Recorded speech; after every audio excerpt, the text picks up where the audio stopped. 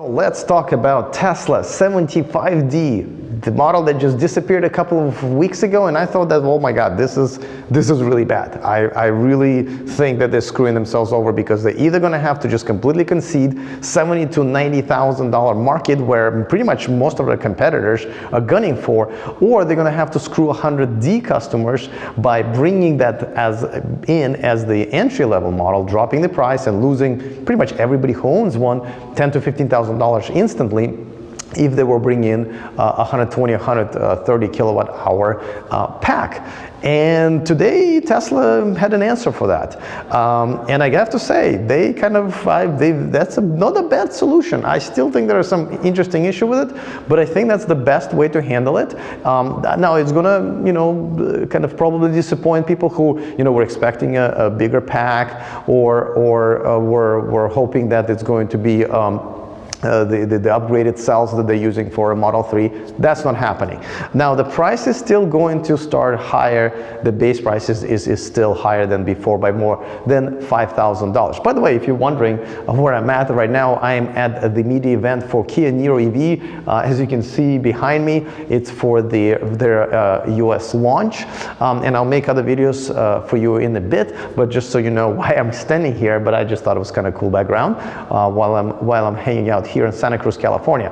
But anyway, so here's what it did. They raised the entry price, the base price, to $85,000 for the Model S. And by the way, let me just tell you, I'm going to be telling you about Model S range and the pricing, and then Model X. I just don't want to overwhelm this with numbers, especially because I can't put the graphics on the screen right now, because I'm just filming this on location away from my studio.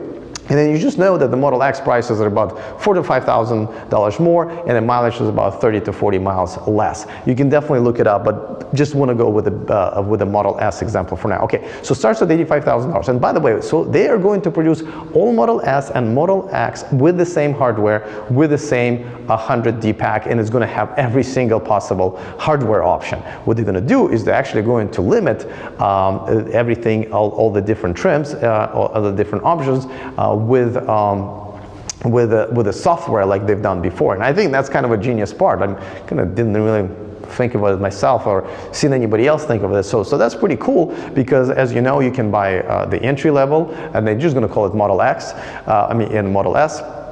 And then you can basically unlock the next levels by paying them extra money. Of course, they're going to have to invest a little bit more in the beginning, because even the cheaper cars, the entry level cars, will still have to have all of the hardware, and maybe will never get upgraded. But on the other hand, in the future, when maybe the car will be at the second or third owner, and those owners would want to upgrade it, that's just essentially going to be free money. And of course, they don't have to be running maybe multiple lines, production lines, where they're going to have to put different battery packs and different hardware options on it. It's just kind of going to be very much streamlined, and that way they will be cutting down on the cost on making these cars.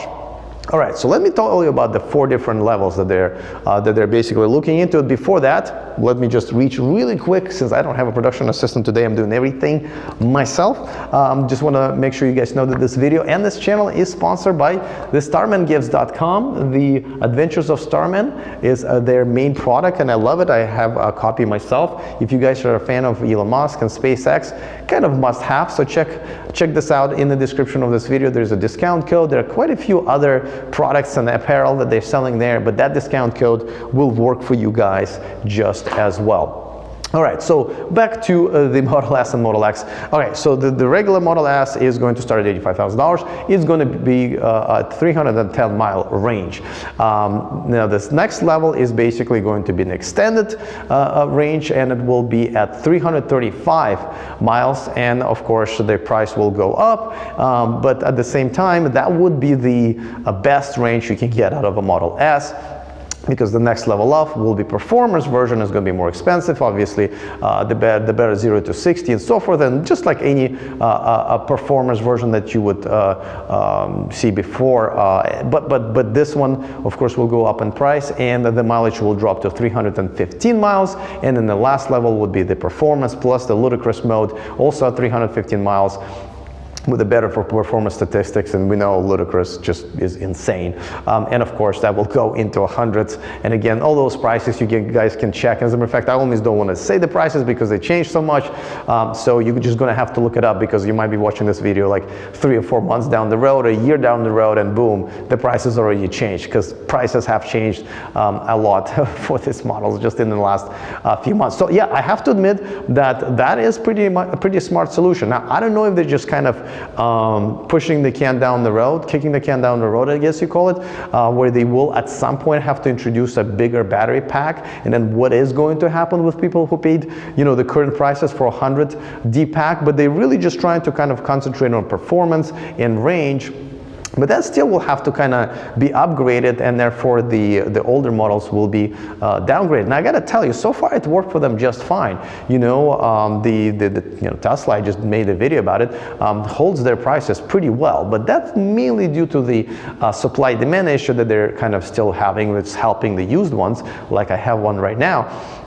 But at the same time, I think sooner or later it might just start coming back to bite them a little bit.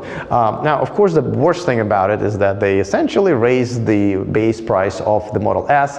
There's still a gap between the most expensive Model 3 and the entry-level Model S. And I don't know, if I was all of the competitors, like, you know, Jaguar I-Pace and the e-tron, you know, there's a little gap there that you can really target precisely those people who kind of want to have a luxury car, but don't quite want to go to $85,000. And that's a great opportunity for them. A missed opportunity for Tesla, I think, but it looks like they know what they're doing. And of course, it will be much harder for them to compete with a Porsche Taycan that's also rumored to start at about $85,000, except for they have the US tax credit here. So it's going to be, you know, a competitive advantage just because of the price for Taycan. And Taycan, as you know, is pretty much the #1 competitor, and the very first one, a real competitor to the Model S. As a matter of fact, Porsche is saying that a lot of reservation holders for Taycan are the current Model S owners. So yeah, I mean, I gotta give it to them. I mean, it is a pretty good solution to the problem they have created. I think overall, if you just forget about what happened and look at what the configurations of pricing was a month ago and what it is now, I think it's the customers are going to be losing out once again, unfortunately. But let me know in the comment section. I mean, you know, let me know if it's a problem, if the gap is a problem, if raising the price is a problem, what's going to happen with a 100D pack, with a 100 kilowatt hour pack when they're going to introduce a bigger pack. I'm curious to know. Put it in the comment section. Other than that, see you guys next time, and remember to stay charged.